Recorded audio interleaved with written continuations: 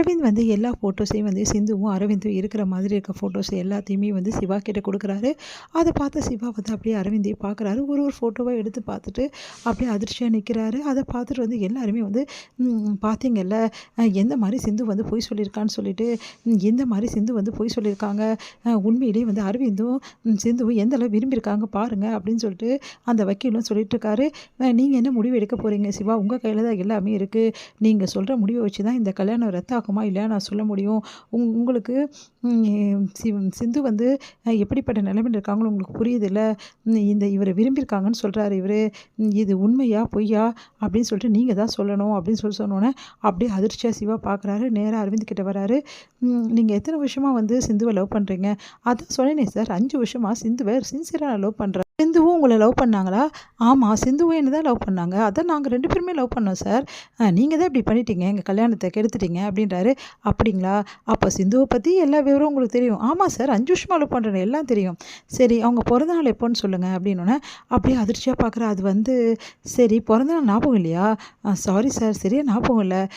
ஓ அப்படியா, சரி. சிந்துவுக்கு என்னெல்லாம் பிடிக்கும், என்ன சாப்பிட பிடிக்கும், எங்கே போகிறது பிடிக்கும், நீங்கள் எங்கெல்லாம் போயிருக்கீங்க, எப்படியெல்லாம் உங்கள் லவ்வை ப்ரப்போஸ் பண்ணீங்க, அதெல்லாம் பற்றி சொல்ல முடியுமா?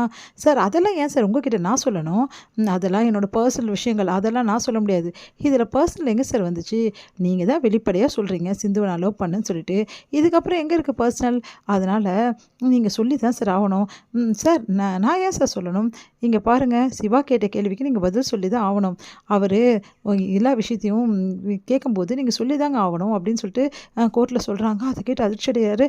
அது வந்து சார், அது வந்து அப்படி சொல்லிட்டு ஏதோ ஒரு பர்த்டே டேட்டு சொல்கிறாரு. சிந்து உன்னோட பர்த்டே டேட் இதுவா?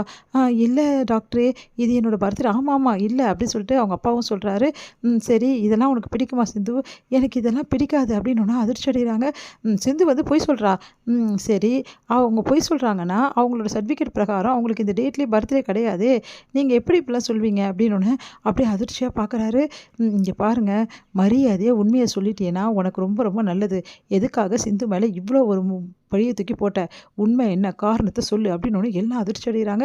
உடனே வக்கீல் வந்து டாக்டர் சிவா, உங்களுக்கு இது தேவையில்லாத விஷயம் அப்படின்றாரு. எதுங்க தேவையில்லாத விஷயம்? என் ஒய்ஃப் மேலே எவனோ ஒருத்தன் பழியை தூக்கி போடுவான், அதை பார்த்து நான் சும்மா இருக்கணுமா அப்படின்னு அதிர்ச்சியாக எல்லாரும் பார்க்குறாங்க. ஒய்ஃபா அப்படின்னு சொல்லிட்டு அப்படியே வந்து பார்த்துட்ருக்காங்க. ஸ்னேகா என்ன சொல்கிறான் இவன் அப்படின்னு சொல்லிட்டு யோசிக்கிறாங்க. மகா, சார் அது வந்து சார், இப்போ உண்மையை சொல்கிறியா இல்லை நான் வேறு மாதிரி பேசிட்டோமா அப்படின்னு அதிர்ச்சியாக பார்க்குறேன். என்ன டாக்டர்னா எதுவும் நான் கேட்க மாட்டேன் நினச்சிட்டு இருக்கியா?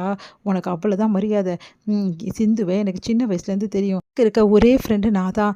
ஒரு வேளை உன்னை லவ் பண்ணியிருந்தா கண்டிப்பாக சிந்து என்கிட்ட அறிமுகப்படுத்தியிருப்பா, சொல்லியிருப்பா. அவள் இது வரைக்கும் உன்னை பற்றி சொன்னதே இல்லை. அது மட்டும் கிடையாது, அவளுக்கு ரகசியம்னு ஒன்றும் கிடையாது. தேவையில்லாமல் வந்து சிந்து மேலே படியை போட்டிருக்க, உன்னை சும்மாவே விடமாட்டேன். யார் சொல்லி இப்படிலாம் பண்ணியிருக்கேன்னு சொல்லிட்டு உண்மையை சொல்லு அப்படின்னு அதிர்ச்சி அடைகிறார் அவர். அது வந்து அப்படி சொல்லிட்டு இருக்கும்போதே வந்து என்ன இது, என்ன வக்கீல் சார் இந்த மாதிரி வந்து உங்கள் கிளைண்ட் சொல்கிறாங்க, அப்போ மாற்றி மாற்றி பேசுகிறாங்க, என்ன கதை இது? அப்போது சொல்லி கொடுத்து கூட்டின்னு வந்திருக்கீங்களா? ஐயோ மேடம், நான் சொல்லி கொடுக்கல மேடம்.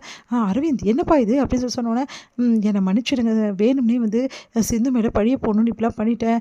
சிந்துக்கும் எனக்கும் எந்த பிரச்சனையும் கிடையாது, என்னை ஒருத்தர் காசு கொடுத்து நடிக்க சொன்னாங்க அப்படின்னோடனே, யார் மரியாதையை சொல்லுங்கள் அப்படின்றாங்க.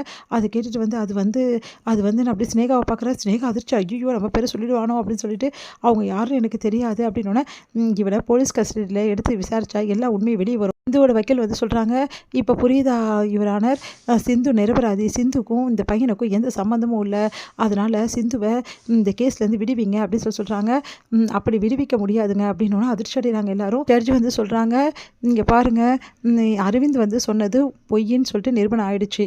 அதனால் அரவிந்துக்கு கிடைக்க வேண்டிய தண்டனையோ இல்லை அவர் பின்னாடி யார் இருக்காருன்னு சொல்லிட்டு போலீஸ் கண்டுபிடிப்பாங்க. இப்போ வந்து என்கிட்ட வந்திருக்க கேஸ் வந்து சிந்து வந்து அவங்களோட திருமணத்தை ரத்து செய்ய சொல்லி கோர்ட்டில் கேஸ் போட்டிருக்காங்க. சிந்துக்கும் சிவாக்கும் விருப்பம் இல்லாத இந்த கல்யாணம் நடந்திருக்குன்னு சொல்லிட்டு நம்மளுக்கு தெரிய வருது. இதனால் சிந்து வந்து சிவா கூட சேர்ந்து வாழ விரும்புகிறாங்க. ஆனால் சிவா சேர்ந்து வாழ விருப்பப்பட்டால் மட்டும்தான் இந்த கல்யாணம் செல்லுபடியாகும். கட்டாயத்தால் யாருக்கும் கல்யாணம் பண்ணி வைக்க முடியாது, அந்த வாழ்க்கை சிறப்பாகவும் இருக்காதுன்னு சொல்லிட்டு இந்த கோர்ட்டு தீர்மானிக்குது. சிவா நீங்கள் சொல்லுங்கள் அப்படின்னோடனே, சிந்து கூட நான் வாழ விரும்புகிறேன் அப்படின்னு சொல்லிட்டு சிவா சொல்கிறாரு. அதிர்ச்சி அடைகிறாங்க எல்லாரும்.